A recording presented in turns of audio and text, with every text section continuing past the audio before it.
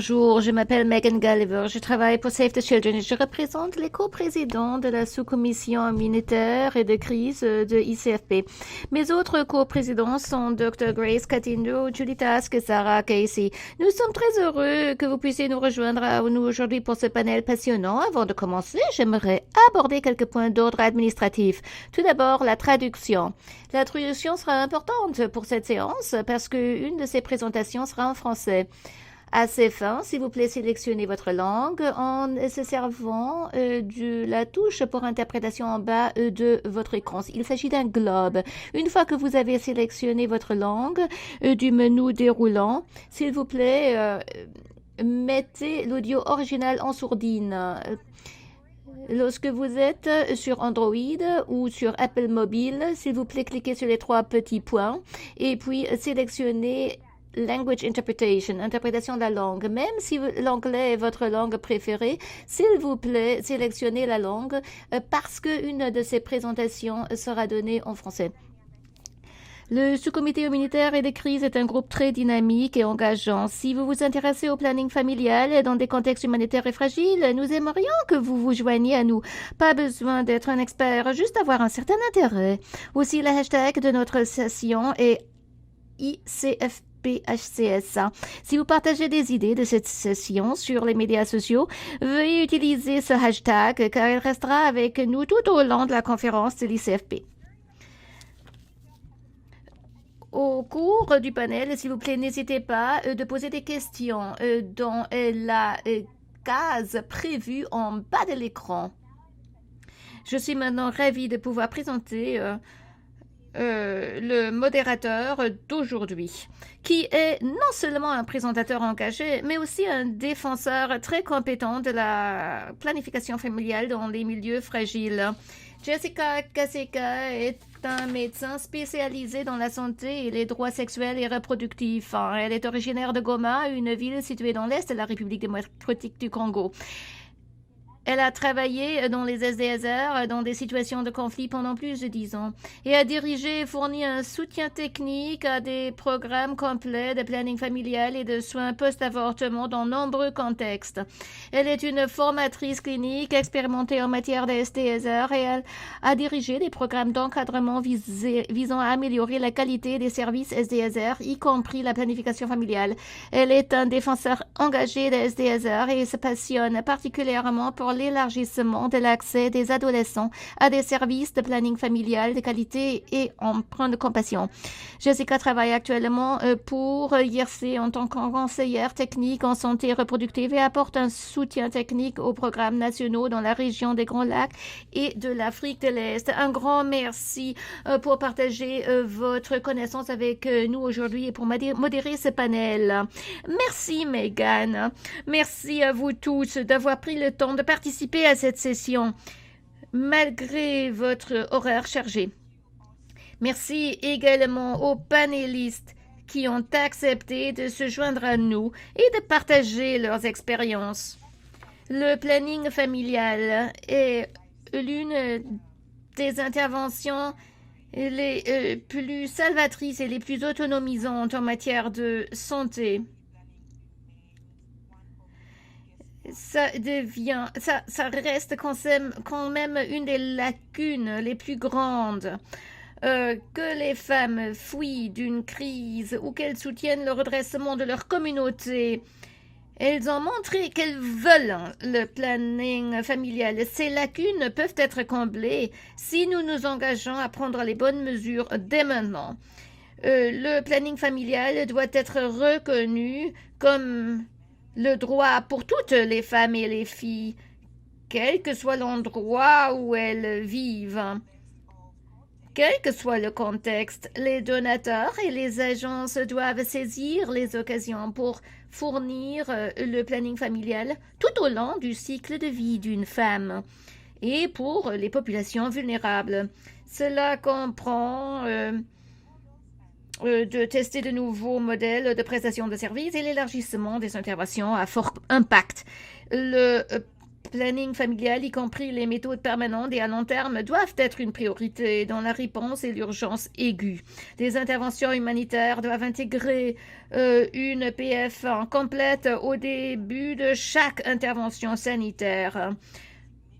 Cela peut être considérablement amélioré en codifiant la planification familiale comme une composante essentielle des normes internationales de santé génésique dans les interventions humanitaires. Les donateurs doivent répondre aux besoins de financement dans le PF, dans les crises. Toutes les prestations de services doivent comprendre en soi le planning familial. Ça doit être disponible pour toutes les femmes et les filles, peu importe où elles se trouvent concernant le continuum de l'aide d'urgence ou de l'aide de développement. Alors, mais pourquoi la préparation? Bon, malgré la reconnaissance générale du caractère vital des services SSR en cas d'urgence, les femmes et les filles et d'autres groupes marginalisés vivant dans des contextes humanitaires continuent d'être confrontés à de graves risques liés à la SRHR. L'évaluation mondiale du LIOA pour la période 2012 à 2014 a identifié des lacunes dans l'attitude vis-à-vis de la SSRH, des données insuffisantes, financement inadéquat, mauvaise gestion et sécurité des produits et systèmes de santé compromis. Parmi les autres lacunes, on peut citer la faible mise en œuvre du MISP au début des situations d'urgence, les services insuffisants pour les groupes marginalisés, l'accès limité à la contraception d'urgence, les méthodes permanentes et à la longue durée d'action, les mesures de prévention de la VBG, les soins cliniques pour les survivants et les soins d'avortement sûrs. Une approche plus complète et plus rigoureuse de la préparation peut contribuer à combler ces lacunes en intégrant la SSR dans les efforts de gestion des risques d'urgence et de renforcement des capacités. Cela nécessitera une meilleure collaboration et coordination entre les acteurs de la SSR et de la gestion des réponses aux catastrophes. Les acteurs de SSR se familiarisant et s'engageant dans les efforts de systèmes de gestion des risques existants. Les récents cadres internationaux ont souligné l'importance de la préparation à l'auto-orientation de l'aide et des systèmes, ainsi que de l'amélioration des soins en cas d'urgence. Les urgences, qu'elles soient dues à des risques naturels ou à des conflits, menacent la capacité de riposte et de rétablissement des gouvernements. Elles peuvent causer des dommages à long terme au système de santé, même pour ceux qui ont fonctionné à une capacité relativement élevée. De précieux gains en matière de développement peuvent être perdus et les effets de pauvreté et de l'inégalité peuvent s'intensifier. L'incapacité à se préparer à riposter aux urgences menace de saper les progrès durement acquis dans le cadre de l'agenda 2015 sur les ODD et limite les possibilités de parvenir à des soins de santé universels. La préparation est la clé du lien entre l'humanitaire et le développement. Cette séance a pour but de réunir les acteurs de l'humanitaire et du développement afin de discuter des défis et des possibilités de fournir des services de contraception de bonne qualité à toutes les personnes touchées par une crise humanitaire, sur tout le continuum du développement humanitaire, de la préparation aux urgences, à la riposte et au rétablissement. Cette session comprendra de courtes présentations d'études de cas sur la fourniture de services de contraception efficaces dans divers contextes. Et puis, on aura également la possibilité de poser des questions et on va donner des réponses. Je suis ravie de vous dire qu'on a 3 présentateurs formidables parmi nous. On va avoir Julius Senabouya, qui va parler de la planification familiale, de la riposte aux catastrophes à Vanuatu. Puis, on aura le docteur Cyprien Massaka qui va présenter sur la préparation dans le contexte d'Ebola. Donc, qui a mis les premiers jalons pour la préparation de confronter COVID-19. Et puis, il y a Mohamed Amer Bachir qui va parler de la situation de la fourniture des services au Yémen concernant la préparation. Un grand merci. Maintenant, j'invite le premier présentateur. Il s'agit de Julius Senabouya de Vanuatu. Julius est le directeur de programme de l'Association de santé familiale de Vanuatu, une association membre de la Fédération internationale pour la planification familiale, IPPF. En tant que directeur de programme, Julius exécute des tâches de gestion et de programmation et a géré avec succès des interventions d'urgence en matière de santé sexuelle et reproductive au niveau national et provincial au Vanuatu. Il a précédemment occupé plusieurs postes de coordination liés à la défense de la santé et des droits en matière de reproduction sexuelle dans des contextes stables et humanitaires. Au Vanuatu, en collaboration avec les principaux partenaires humanitaires, il a contribué à mettre davantage l'accent sur la satisfaction des besoins en matière de planning familial et de santé sexuelle des populations touchées par les catastrophes, ainsi que des communautés d'accueil. Julius a obtenu un diplôme en travail social et administration sociale à l'université de Kumi en Ouganda. Il a été diplômé en 2005. Un grand merci, Julius. Bienvenue chez nous. Merci, docteur Kakeza. Et moi, je vais présenter sur la contraception comme faisant partie de la riposte humanitaire à Vanuatu. Je m'appelle Julius. Et d'abord, je vais partager avec vous un aperçu, un cliché, pourquoi le Vanuatu est vulnérable. Donc, Vanuatu se trouve dans l'anneau de feu du Pacifique avec 9 volcans actifs. Alors, à part de la pandémie de COVID-19,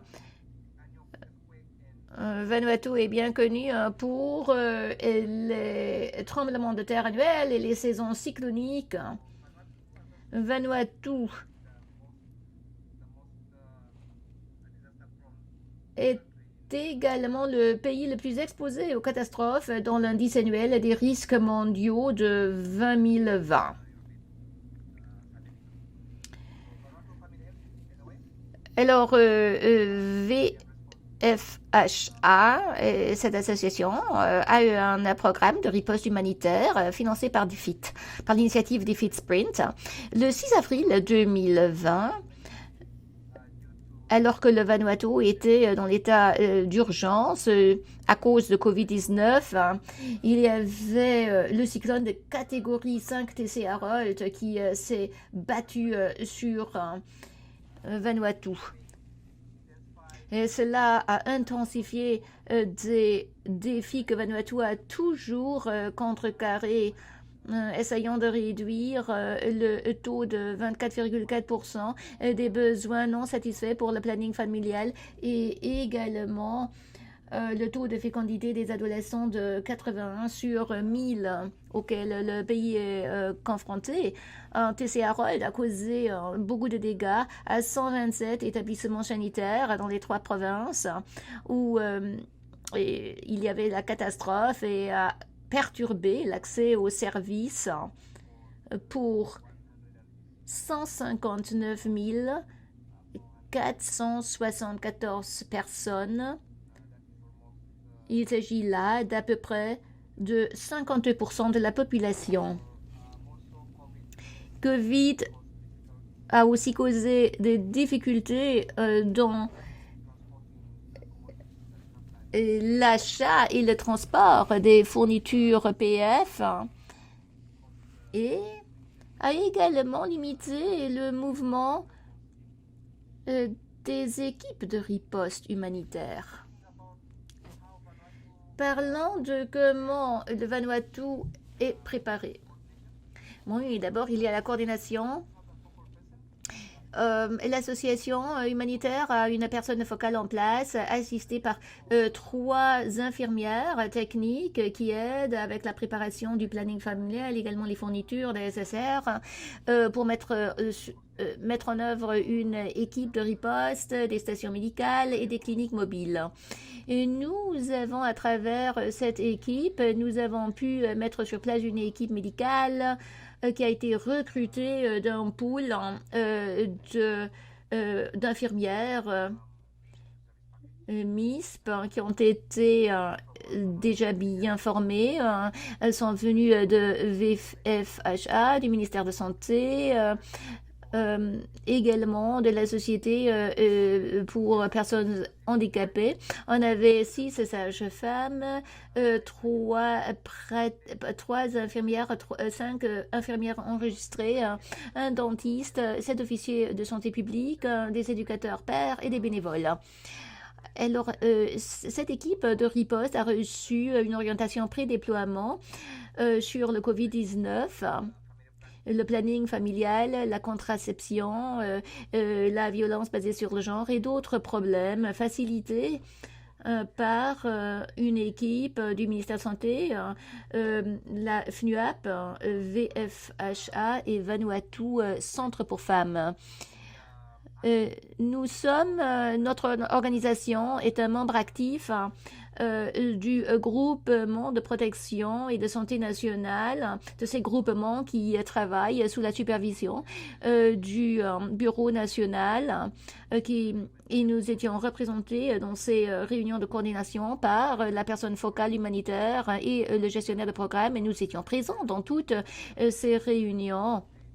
Et nous avons pu obtenir des informations concernant les dégâts, l'évaluation des dégâts.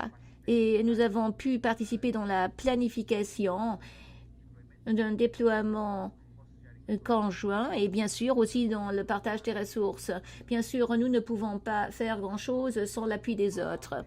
Concernant la fourniture des services de planification familiale, notre association a 2 stations médicales temporaires et 104 cliniques mobiles pour fournir planning familial et autres services. Et nous sommes ici pour sauver les vies. Notre équipe a pu atteindre 106 villages et a évité 122 grossesses non désirées. Il s'agissait là de 153 femmes qui ont obtenu les LARC, c'est-à-dire les méthodes à longue durée, surtout des JADEL. Et nous avons fourni 6 cycles de pilules à nos clientes pour aider à réduire le besoin pour visites fréquentes. On avait les fournitures adéquates sur place. Notre stock limité a été complémenté par les fournitures d'urgence venant du ministère de Santé, surtout du magasin médical central, de la FNUAP et du FPNSV. Nous avons aussi fourni des séances d'éducation communautaire combinées avec la conscience ou la sensibilisation sur le COVID-19 avec PF et SSR. Notre équipe a établi des stations de lavage des mains dans toutes les stations médicales et a également démontré comment bien se laver les mains aux cliniciens. Nous avions aussi appris des leçons dans cette riposte. Surtout, fournir la planification familiale comme faisant partie de la réponse d'urgence. C'est pour nous une activité essentielle, raison pour laquelle il y avait beaucoup d'établissements médicaux qui ont été endommagés et donc il fallait une alternative pour nos utilisatrices.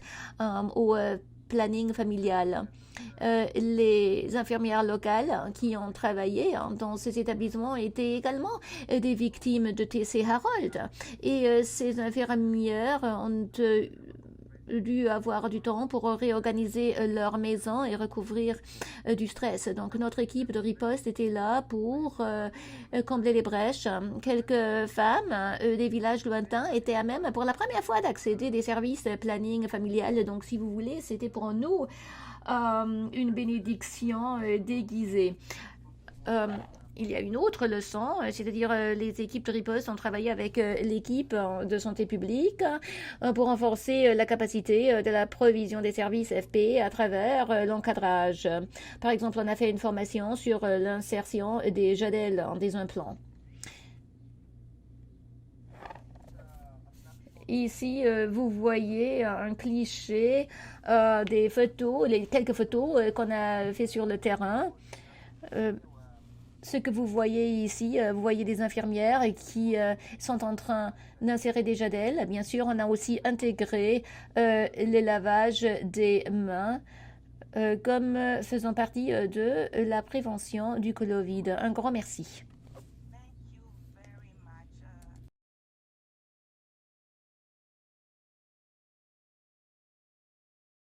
Nous sommes impatients d'avoir cette discussion.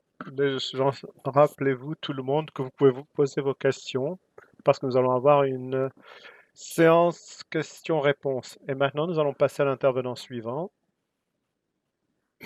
qui est le docteur Cyprien Masakalupepo. Et il est le coordinateur adjoint international. Il est médecin depuis 2005 et a une maîtrise dans la santé publique et a plus de 8 ans d'expérience dans la fourniture de services cliniques, d'urgence, la gestion des soins de santé et la gestion de systèmes. Il est également doué en tant que formateur clinique, directeur et évaluateur et représente IRCTC dans les forums de santé nutritionnelle et de formation nutritive. Il a beaucoup d'expérience dans divers domaines, y compris l'Ebola, le Corona et le Covid-19. Merci et bienvenue au docteur Cyprien.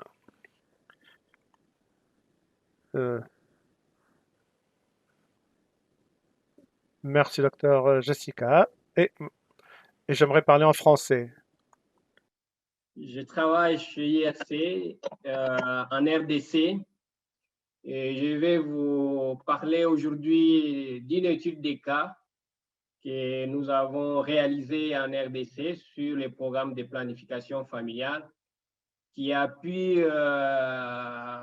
mettre en œuvre les leçons apprises de la lutte contre la maladie à virus Ebola.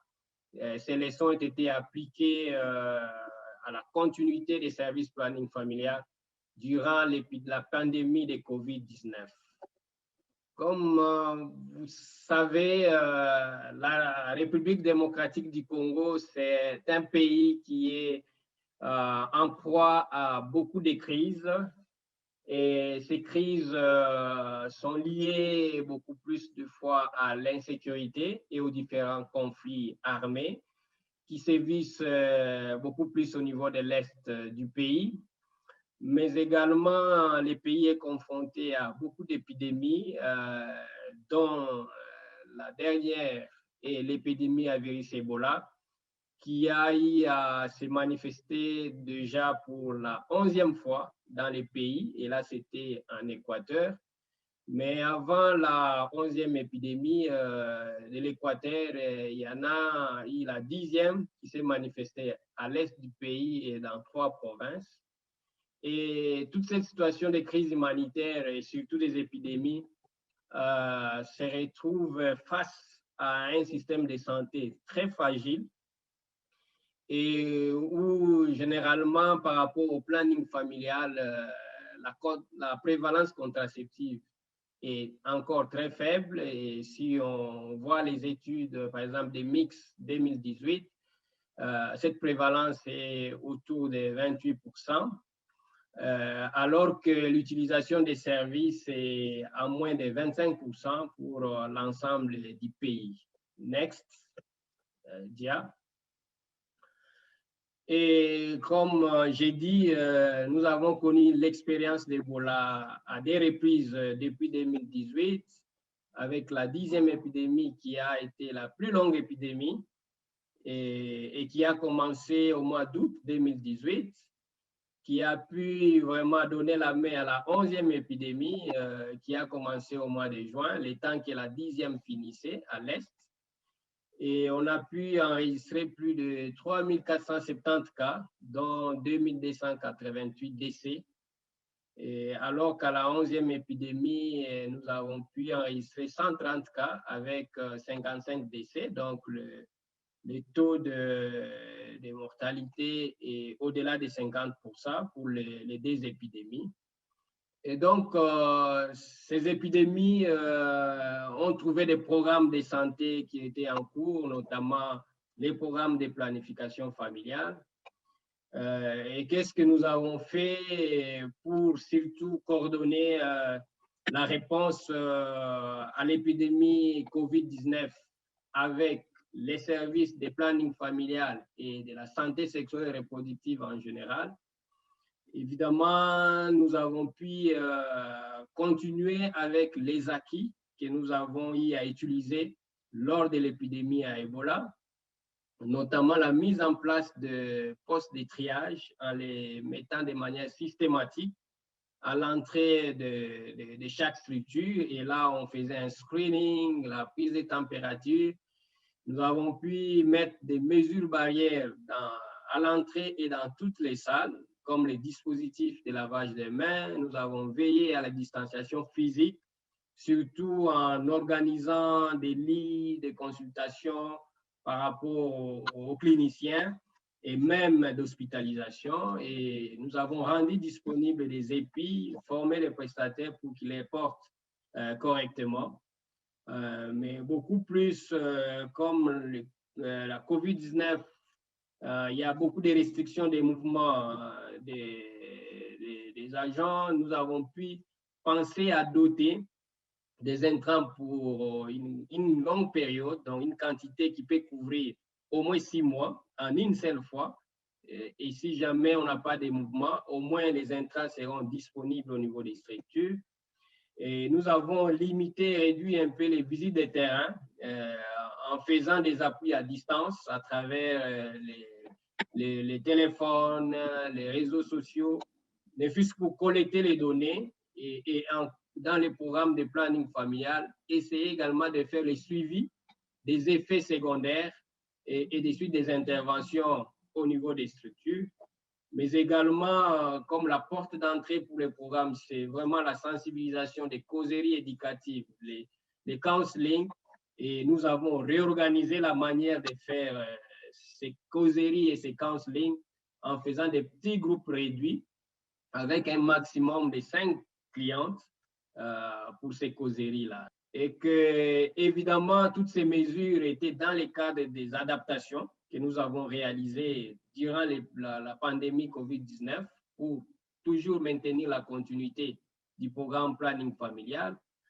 Et également, une autre mesure d'adaptation, c'était la remise de certains contraceptifs, par exemple les pilules.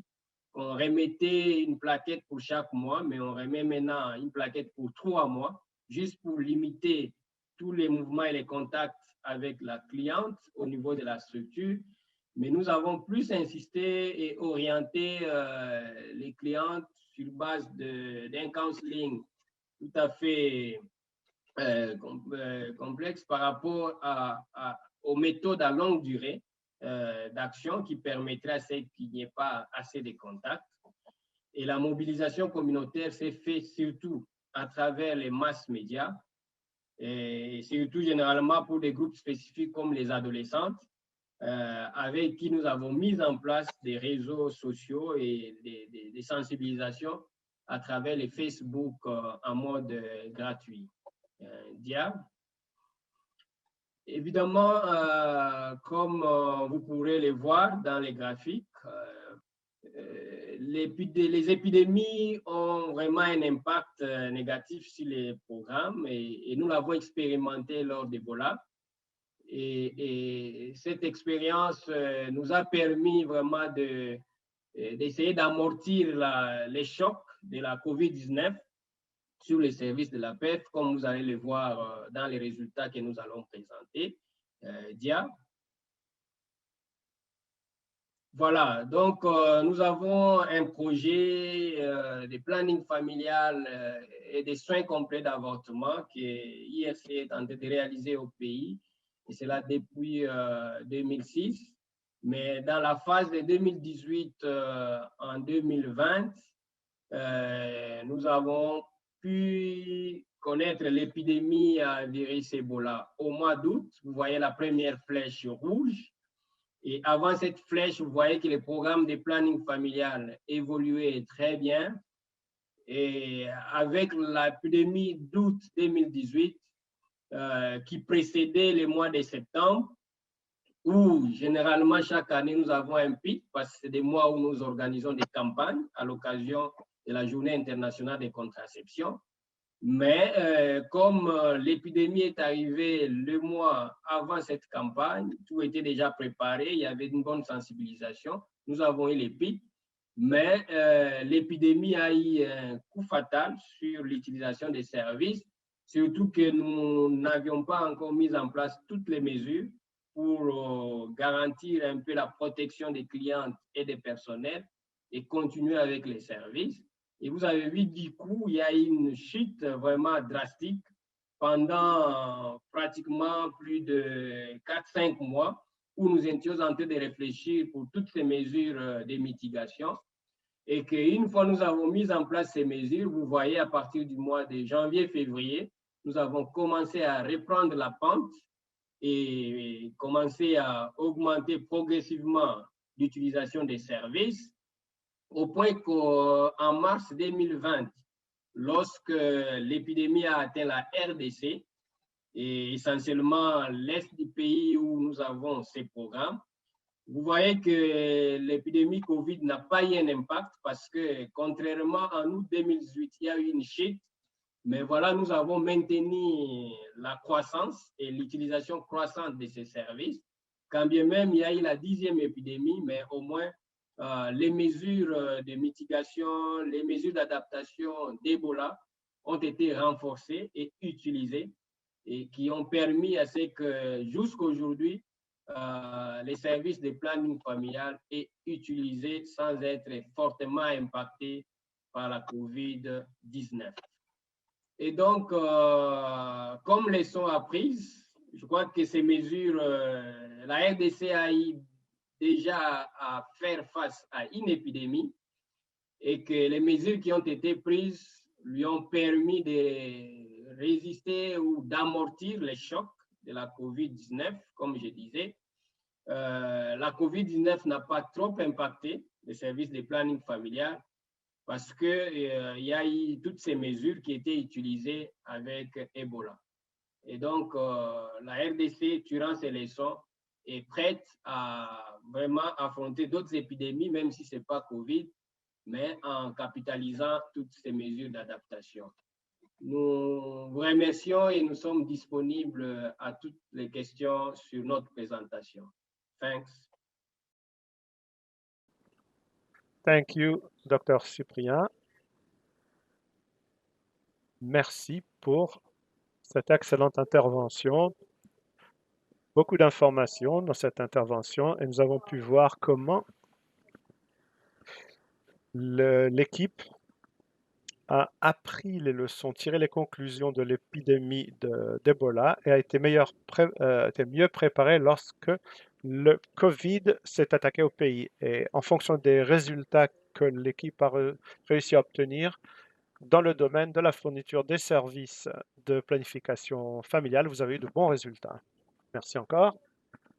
Et passons maintenant au troisième intervenant, qui est le docteur Amer Bachir. Donc, docteur Mohamed Amer Bachir a plus de 15 ans d'expérience dans le développement international, focalisé sur les programmes nutritifs et de santé. Son expérience comprend la santé des nouveau-nés, des enfants et maternelle. Son expérience a été complétée par ses connaissances, non seulement dans le domaine de la nutrition et de la santé, mais également dans les programmes basés sur les droits des enfants et la participation des enfants, leur inclusion, la diversité et la non-discrimination.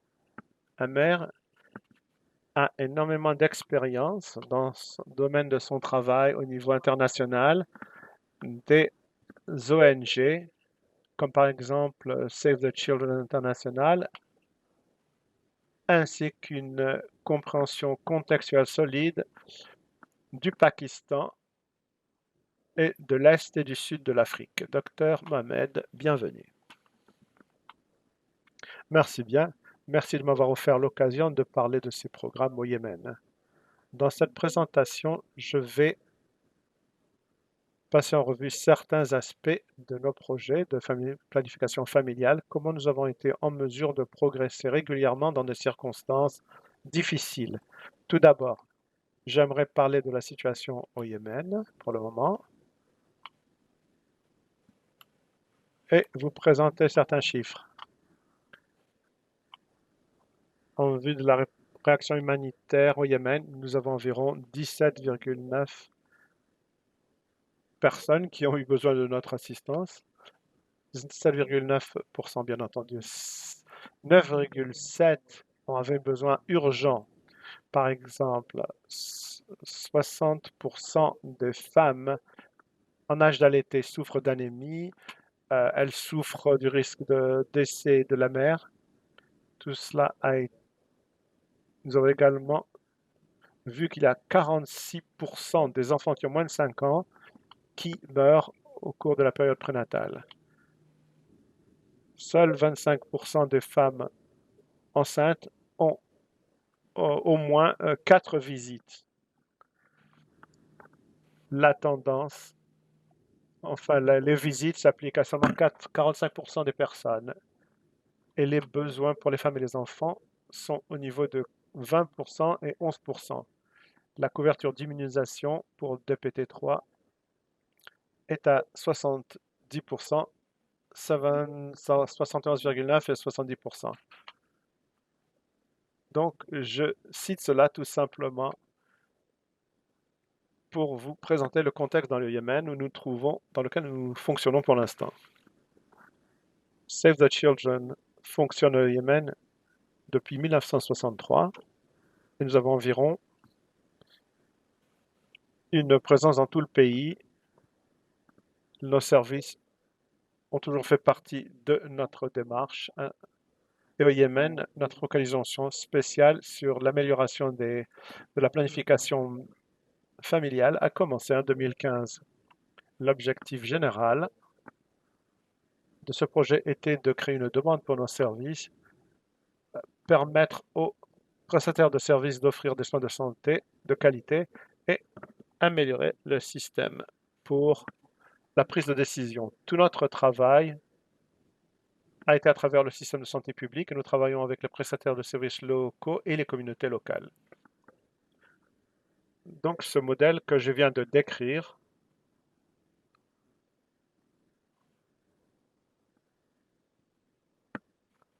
c'est d'offrir le soutien aux diverses communautés, aux divers centres de santé. Tout cela reste régulier après le conflit depuis 2015. Je vais parler rapidement de chacune de ces choses et vous donner plus de détails sur ce que nous avons fait dans le cadre de ces conditions particulières. En ce qui concerne la formation et le guidage du personnel des prestataires de services sur la ligne de front, nous avons lancé le projet de planification familiale avant que le conflit ne commence. Nous avions déjà du personnel formé disponible dans les régions où nous étions en train de travailler et certaines de ces zones étaient dans des régions bien entendu à conflit. ils ont été en mesure de continuer à offrir des services avec un soutien des services régionaux pour offrir la formation aux docteurs, infirmières et sages-femmes. Un autre aspect qui a contribué au soutien du gouvernement, nous avons fait la supervision des employés du gouvernement. Nous avons également collecté des données pour la prise de décision et nous avons ajouté le gouvernement. Nous avons demandé de nous aider pour le processus de collecte des données. Et nous avons aussi soutenu la supervision pour les centres de santé que nous avions. Un autre facteur était que nous étions à même de nous servir des commodités, des produits que nous avions déjà en stock. Et nous étions à même d'utiliser donc ce stock pour la livraison des services aux établissements qu'on soutient. On a aussi diversifié les méthodes. On a aussi des implants dans notre mélange au Yémen et on a coordonné avec la FNUAP et les autres partenaires concernant notre travail au Yémen. Nous avons aussi continué de travailler avec les agents de santé locales pour les établissements pour nous assurer qu'ils ont la capacité pour aussi prévoir la consommation, pour avoir assez de stock, pour éviter toute rupture de stock. Les efforts de mobilisation des communautés ont continué après le conflit, avec des adaptations dans le contexte.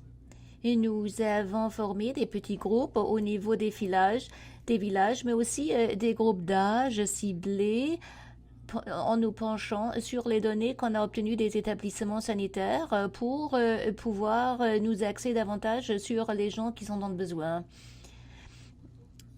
On a travaillé avec des bénévoles de la communauté qui ont connu la communauté et qui ont fait la promotion d'un ensemble intégré de services. En effet, il s'agissait de l'ensemble de services qui a été prévu pour le Yémen. Pour améliorer l'acceptation des services, ces bénévoles communautaires ont aussi impliqué d'autres décideurs, mais aussi les époux dans les autres activités communautaires. Et je vais vous montrer maintenant différentes planches. Vous allez voir que l'acceptation des services est restée bien constante, même lorsque Covid s'est abattu sur le Yémen. Et il y avait aussi un accroissement léger après cela. À part cette meilleure acceptation au niveau communautaire, nous avons pu intégrer nos activités dans d'autres programmes de sensibilisation. Concernant l'utilisation des données, j'en ai parlé, on a formé les employés, aussi les employés avec le ministère de Santé pour pouvoir traiter des données et pour faire la collection des données. On a introduit une base de données DHIS2 qui fonctionne toujours. On a aussi introduit des réunions de passer en révision des données avec les employés du gouvernement. Puis on a enregistré des révisions pour s'assurer que les données étaient bien recueillies et adéquates. Et aussi, on a eu des interviews avec les clientes concernant la qualité, pour s'assurer de la qualité des services et de la satisfaction aussi des clientes. Ici, vous voyez sur cette carte l'accroissement de l'acceptance des services. Regardez en 2013. Depuis 2013, il y a eu une utilisation constante des services. En 2015, il y avait une légère baisse. Et on aurait prévu une légère baisse, mais vous voyez qu'il n'y avait pas de baisse. Ici, vous voyez le pourcentage des utilisatrices des méthodes à longue durée depuis 2013. Et en 2015, là, vous voyez une baisse à cause du conflit au Yémen qui a éclaté. Mais après 2015, vous voyez de nouveau une augmentation de l'utilisation des services et cela est resté constant à 30% pour les années suivantes. Encore une fois, ici, on parle de la mobilisation de la communauté, de la disponibilité des services, du fait que les agents sanitaires étaient bien formés et que les agents sanitaires ont pu rendre les services au cours du conflit et bien sûr également au cours de la pandémie.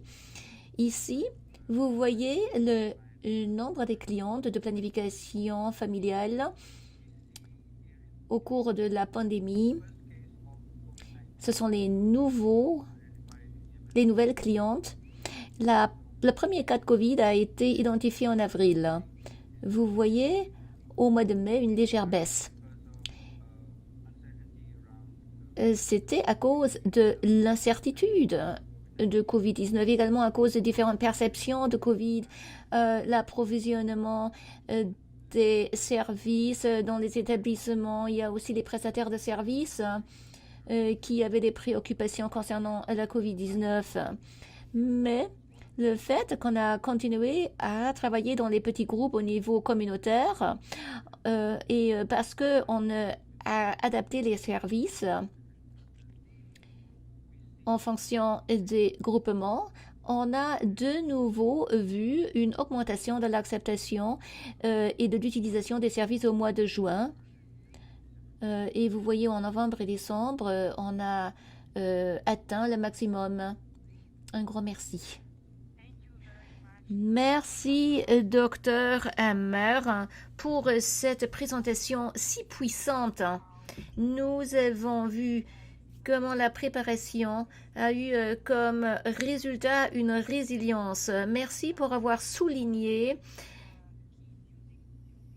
les différentes composantes pour atteindre la qualité de service. Vous avez parlé du renforcement des capacités, du renforcement du système et aussi la disponibilité des produits et des fournitures parce que souvent là, il y a beaucoup de lacunes. Il a parlé des données qu'on a utilisées pour passer à l'action, mais aussi il a parlé de la mobilisation communautaire, comment ils ont appuyé la communauté pour mobiliser les agents communautaires pour aider avec les fournitures. Et si vous regardez les résultats, on a pu assurer une acceptation, une utilisation des services constante. Un grand merci. Voici les présentations. Maintenant, on a encore 30 minutes pour la foire des questions et pour une discussion. Je vous passe la parole. Vous pouvez soumettre vos questions sur l'écran. Nous avons les 3 présentateurs parmi nous. Nous sommes prêts pour répondre à vos questions et je me réjouis pour cette conversation.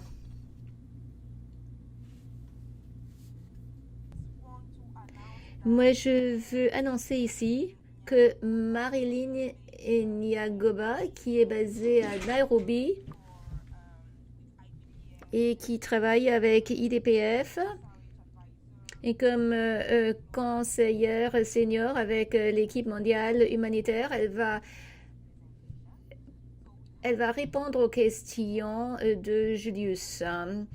Donc, on a Marilyn, on a Amer, Cyprien et qui vont répondre aux questions. La première question est destinée pour les 3 présentateurs. Je vais lire maintenant la question. Et lorsque les produits ne sont pas enregistrés dans le pays, est-ce que c'est possible d'obtenir des exonérations pour les fournir pour riposte d'urgence? Donc, lorsqu'un produit n'est pas enregistré dans un pays, est-ce qu'on peut quand même le fournir en cas d'urgence? Donc, y a-t-il des dérogations? C'est une question pour les trois. Bonjour Jessica, ici Marilyn. Merci pour avoir posé cette question.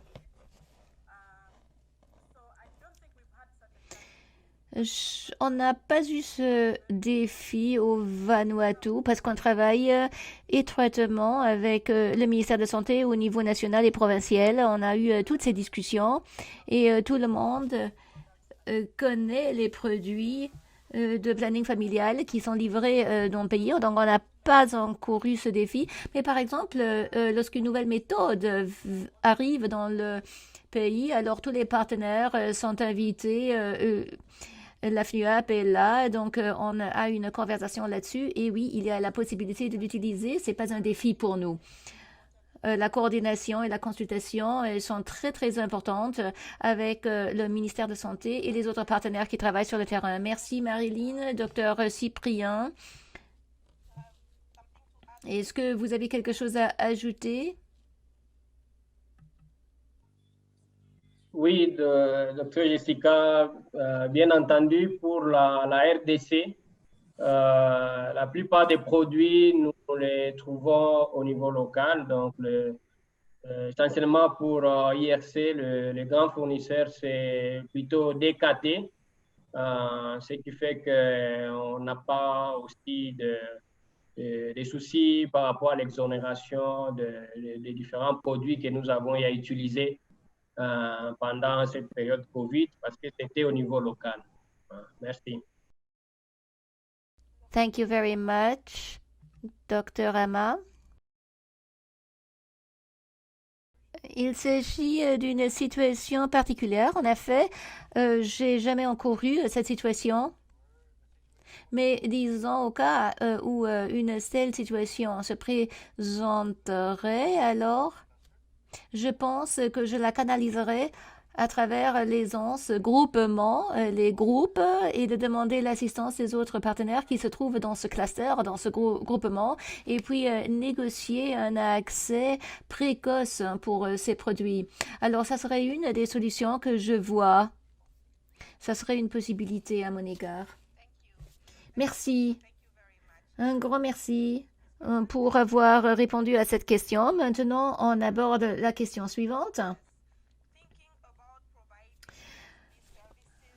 En réfléchissant de fournir ces services dans le contexte de COVID, quelle assistance a été mise en place pour protéger les prestataires de services? Et quel était le fardeau, selon vous, selon votre perspective, pour les prestataires de services? C'est une question qui s'oriente vers les trois présentateurs. Moi, je vais commencer. Il s'agit de Marilyn Nyabogo du Kenya. Et nous avons mis des mesures en place pour protéger les employés et la communauté de la COVID. Initialement, lorsqu'il y avait le début de la flambée, les membres de IDPF ont développé des protocoles qui ont été partagés mondialement avec toutes les associations membres. Et également, on avait une formation en place pour que tout le monde sachait des normes minimales dans les établissements. On avait des normes minimales que, par exemple, tout le monde a dû porter le masque. Et également, on avait des stations de lavage de mains dans tous les établissements. Toutes les activités ont été mises en place par la plupart des associations membres. Bien sûr, quelques-unes des associations ont rencontré des défis. Il y a des pays dans le Pacifique, par exemple, et avaient accès limité aux équipements de protection personnel à cause du confinement. Ils n'ont pas pu obtenir les masques des pays avoisinants et le stock minimal qui était sur place était utilisé pour des régions à haut risque. Mais on a mis en place des mesures pour bien protéger nos employés et aussi les membres des communautés. Merci Marilyn. Docteur Amer, est-ce que vous avez également voulu ajouter quelque chose? Oui. Moi, je voulais ajouter à ce que Marilyn vient de dire pour Save the Children. Et Covid-19 était bien sûr un problème pour nous tous, mais étant donné la présence mondiale qu'on a comme organisation et tous les développements et dans le monde entier, on a appris beaucoup de choses des autres pays pour améliorer la situation au Yémen, par exemple. On a eu des efforts coordonnés. On a adaptation de programmes, on a développé des orientations pour les communautés et les établissements. On a appris beaucoup de choses des autres bureaux et qui sont situés dans les autres pays. Pour le Yémen, on a mis en place des programmes assurés de l'équipement privé de protection pour tous les prestataires de services. Nos établissements étaient bien protégés et on a transmis le message que tout le monde a dû porter des masques ou également pour fournir des services mobiles. Ces préoccupations ont été prises en considération et on a appris beaucoup des autres pays. Un grand merci, Dr. Amer. J'ai une autre question ici pour le docteur Cyprien, liée à ce que vous avez dit concernant l'utilisation des médias comme Facebook.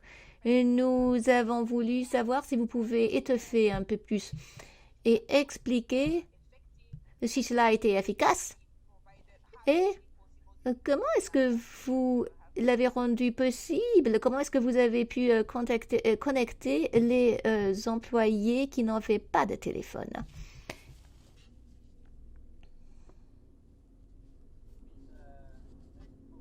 Oui, merci beaucoup. Je crois que c'était l'une des adaptations que nous avons eu à faire dans le cadre de notre système de suivi et évaluation.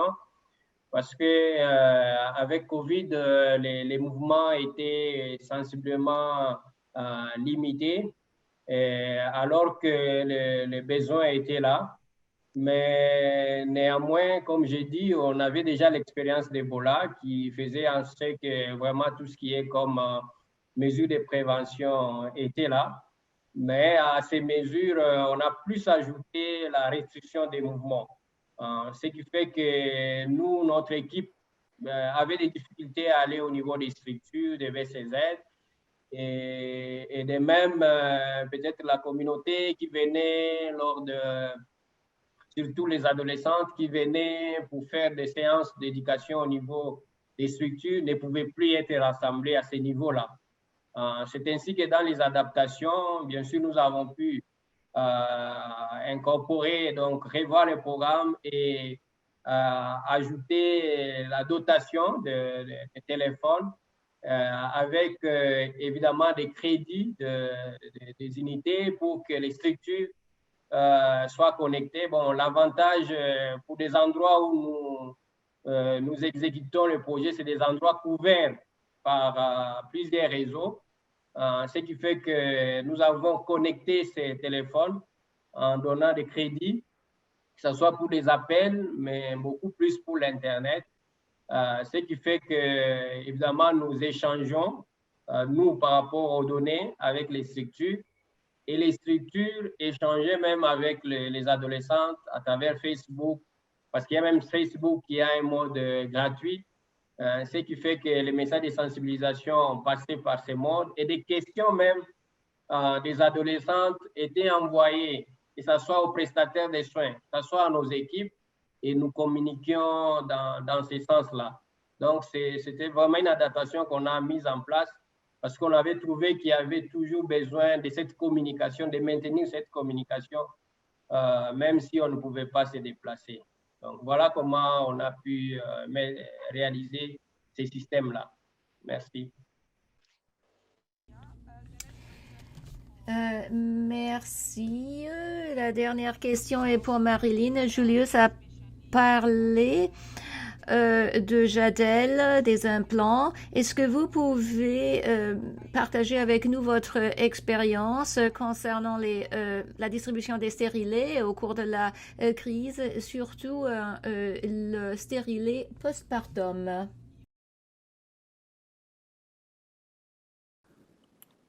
Et donc, pour Vanuatu, nous offrons diverses méthodes pour la FP, mais les stérilés ne sont pas très communs. Beaucoup de femmes préfèrent utiliser les implants, mais nous essayons de faire tous les efforts et beaucoup de travail au niveau de la sensibilisation de la communauté en demandant au ministre de la Santé de nous aider pour les éduquer au sujet de ces méthodes parce qu'il est important pour nous de présenter, d'introduire ces méthodes, surtout sur le terrain. Donc, lorsque vous allez à nos cliniques régulières, la méthode est là. Mais dans des crises humanitaires, je pense que les équipes ont des difficultés à les utiliser parce qu'il faut beaucoup de protection contre les infections. Et beaucoup de nos équipes offrent leurs services à travers des cliniques mobiles. Donc, c'est difficile pour nos équipes, mais il y a une façon de contourner la chose et d'offrir ces services à la communauté. Merci. Merci bien. Si d'autres ont quelque chose à ajouter sur les stérilés, les DIU et les équipes d'intervention d'urgence.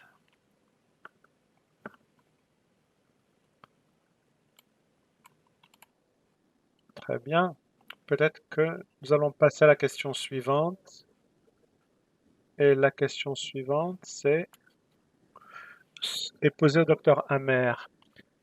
Comment avez-vous été en mesure d'organiser des réunions de passage en revue des données et où est-ce que cela a été fait à distance ou face à face? Et si c'était à distance, quelle a été la participation?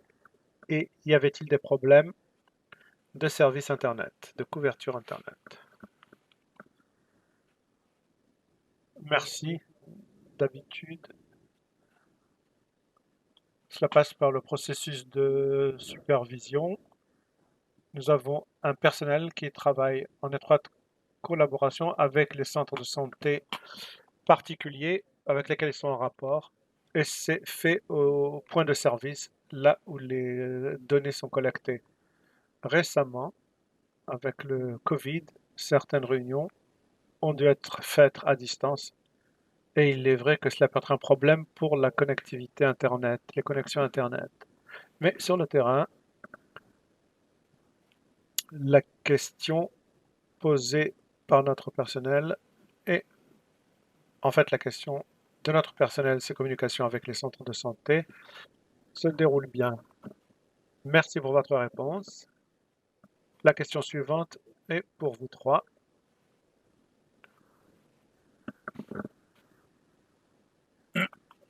Tous ces services de planification familiale qui ont été présentés aujourd'hui étaient-ils coordonnés avec les services de santé maternelle et néonatale? Et si oui, comment?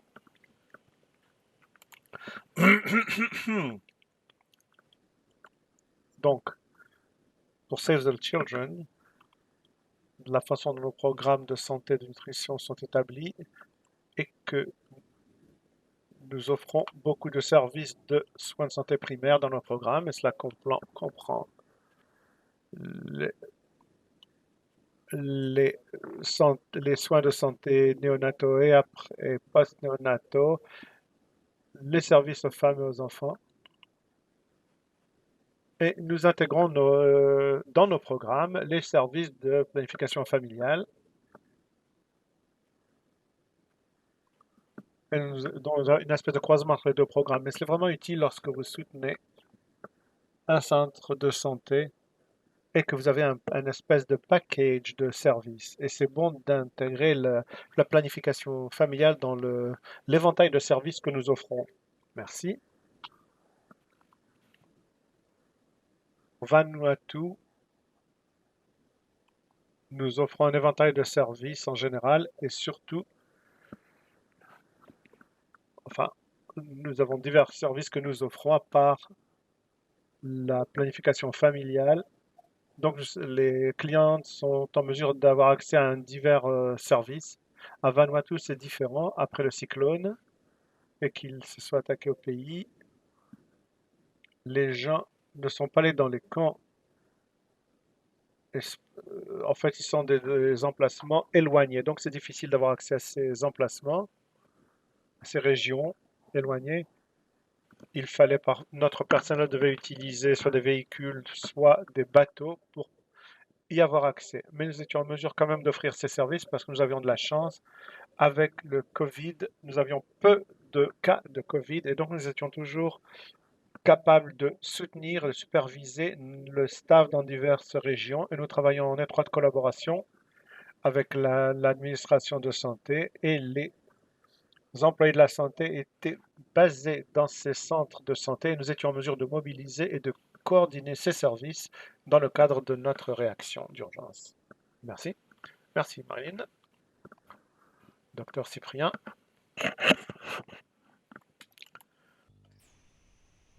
Oui, je crois que le service de planification familiale est souvent intégré à tous les autres services de santé maternelle et infantile.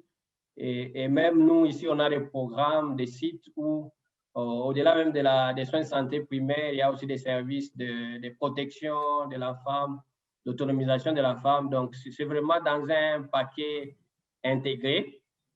Les sites où nous n'appuyons pas les autres volets, évidemment, il y a les ministères avec d'autres partenaires qui appuient les autres volets de la santé maternelle, mais le programme est toujours intégré parce que c'est vraiment tous les paquets qui sont offerts par la structure et nous appuyons de manière un peu intégrée en prenant en compte tout ce qu'il y a comme interaction entre les autres services de la santé maternelle et les volets planning familial.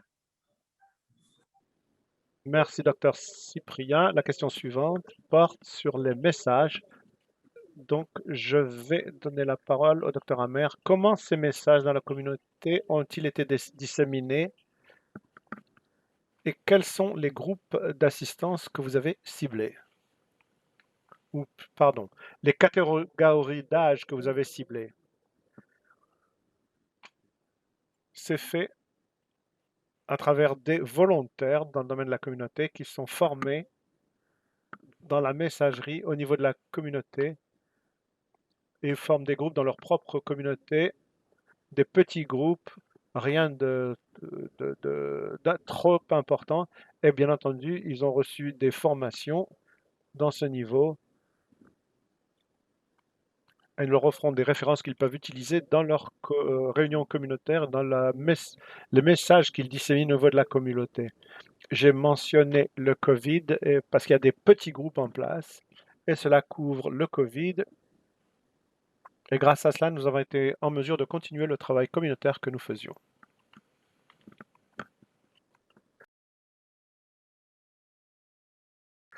Merci bien. Dans la présentation de Julius, il a dit que les réponses d'urgence ont introduit la contraception à plusieurs clientes pour la première fois. Est-ce que au Congo ou au Yémen, c'est la même chose? Il faudrait que je revienne aux données pour savoir exactement, mais je pense que la question serait semblable et nous aurions une augmentation dans le nombre de clientes qui ont reçu ces informations pour la première fois. Donc, bien entendu, un bon conseil a été fourni, mais je ne veux pas faire de présomption, d'accord? Je préférerais consulter mes données avant de donner des informations plus spécifiques.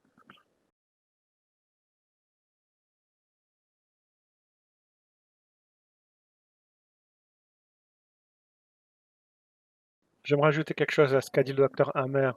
Nous avons commencé la formation lorsqu'il y avait des urgences à ce qui se produisait au Yémen. Donc, lorsque le conflit a éclaté, nous avons été en mesure d'offrir un soutien aux installations qui n'étaient pas sur notre liste pour le programme. Alors que nous allions dans les nouvelles facilités, les nouvelles installations, nous avions des gens qui venaient de régions bien éloignées et qui avaient accès à nos services pour la première fois. Donc oui, il faudrait revenir les données, comme l'a dit le docteur Hammer. C'est sûr, mais c'est une tendance que nous avons vue très souvent avec les urgences aiguës et les urgences régulières, l'état d'urgence régulière. Merci bien. Et maintenant, c'est pour vous trois. Donc, c'est lié à la chaîne d'approvisionnement du fait du Covid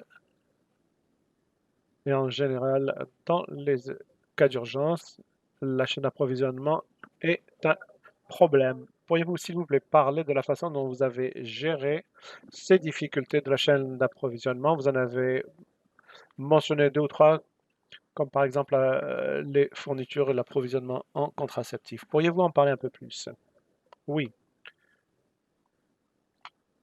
Lorsqu'il s'agit de chaîne d'approvisionnement, nous avons une excellente coordination avec le ministère de la Santé et d'autres partenaires sur le terrain.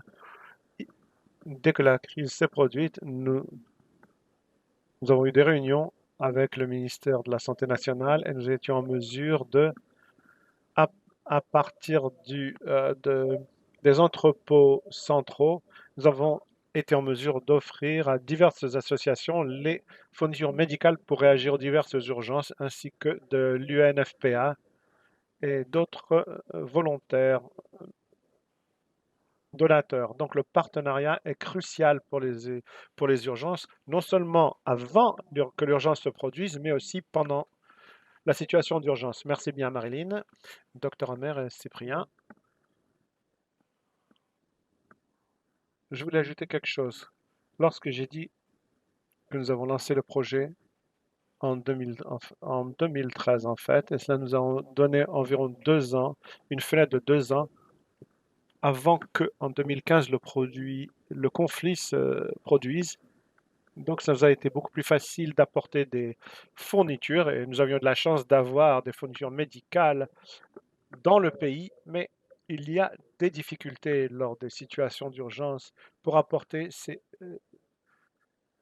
produits médicaux. Et au niveau du programme, nous devons être conscients et nous adapter.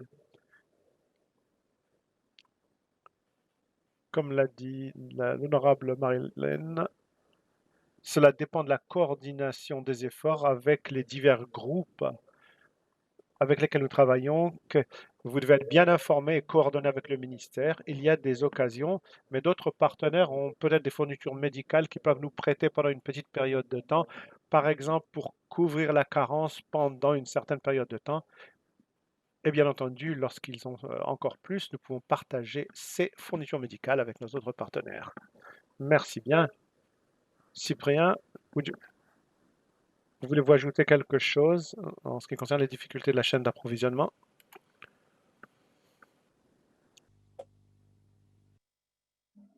Oui, bien sûr. Peut-être que c'est la même situation qu'au Yémen. La plupart des fournitures, surtout les contraceptifs, c'est au niveau local avec des KT. Mais il est vrai qu'au début de la crise, même les pays avec des restrictions, des mouvements, on devrait avoir des problèmes, mais heureusement que les projets étaient déjà avant et on avait quand même un stock important au niveau de notre dépôt. Alors, ce que nous avons fait plus, c'est de voir comment est-ce que nous devrions approvisionner les structures de santé pour une longue période, parce que généralement, on les approvisionnait tous les 3 mois au niveau des bureaux centraux et chaque structure devrait être approvisionnée chaque mois.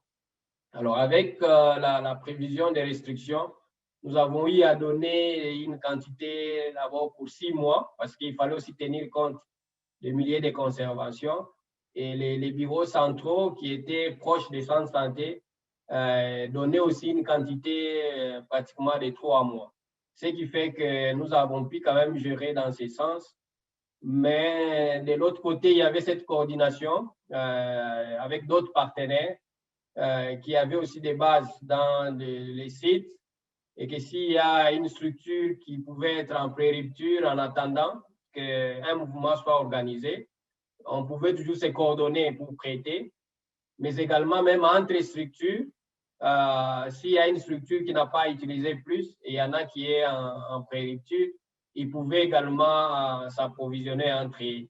Donc, on a mis en place un suivi un peu des quantités à chaque niveau, même par téléphone, et qui nous permettait d'orienter par rapport au stock comment les ruptures pouvaient être un peu mitiguées. Donc, voilà un peu pour la RDC.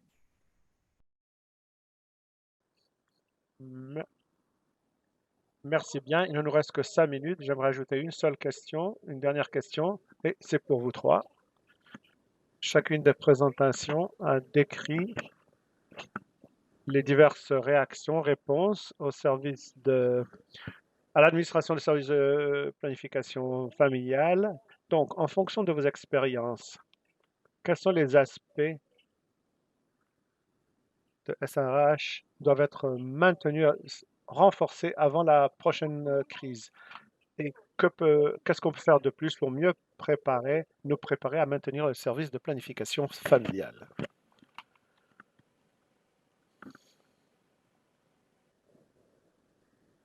Ça, c'est une excellente question et très intéressante. Les services de Covid et de planification familiale, comment peut-on être prêt ou préparé? En fonction de ce que j'ai vu, il faut nous assurer qu'il y a suffisamment d'informations qui sont partagées avec les prestataires de services principaux, qu'il y a suffisamment d'équipements de sécurité, de protection, et qu'on les forme à cette utilisation, que les centres de santé soient en sûreté. Les communautés savent comment avoir accès aux services. Mais il faut comprendre, il faut qu'il y ait une espèce d'accord entre les divers ministères de la santé dans les divers pays et aussi avec les groupes de partenaires, donneurs et autres. Maintenant, avec le Covid, il y aura toujours des partenaires qui veulent se réunir pour s'assurer qu'il y a une continuation des services. Dans le cadre, cela fait partie des facteurs clés. La préparation, les discussions, et bien entendu, il faut s'assurer que les fournitures sont là et qu'il y a partage de l'information dans le domaine du Covid ou d'autres contextes. Merci bien, Dr. Hammer. Marilyn, vous vouliez ajouter quelque chose? J'aimerais ajouter à ce qu'a dit Hammer. Le Covid était nouveau pour de nombreux endroits et il faut qu'il y ait beaucoup de préparation en termes, nous étions préparés pour les fournitures médicales, mais nous n'étions pas préparés en termes d'épidémie et il fallait avoir ces équipements de protection. Mais à la phase initiale, je pense que la plupart de ces produits manquaient. Et au Vanuatu, beaucoup de ces fournitures devaient être importées d'autres pays. Mais je pense qu'à l'avenir, nous devons répondre à ce besoin. L'autre chose à laquelle nous devons nous préparer, c'est les fournitures de planification familiale. Il faut prépositionner et faire en sorte que ça soit disponible auprès du ministère de la Santé. Mais ce n'est jamais assez. Alors que nous continuons à nous préparer, beaucoup plus de femmes nous demandent des fournitures, des produits de planification familiale et nous devons aussi améliorer les choses. Merci. Merci à tous. Merci à tous les panélistes pour votre contribution importante et également merci à l'auditoire pour cette participation active. Je pense que nous sommes arrivés à la fin de la séance et j'aimerais vous souhaiter une bonne fin de journée et à bientôt. Merci.